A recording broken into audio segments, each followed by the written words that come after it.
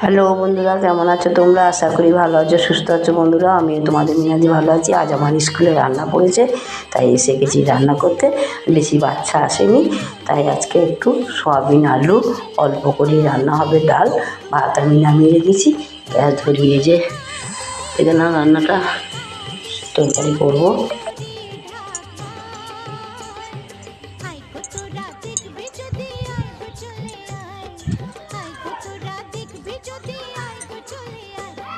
দেখে নাও স্কুল, আমাদের গ্রাম বাহাদুরপুরের স্কুলটা দেখে নাও। কি রান্না করবো চলো দেখবে তোমরা।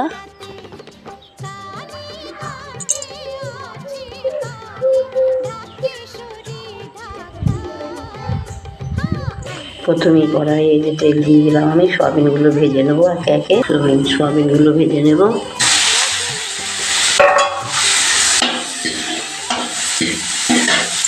কড়াইয়ে আমি তেল দিয়ে দিয়েছি, শুকনো লঙ্কা 5 ফোড়ন দিলাম একে একে সব।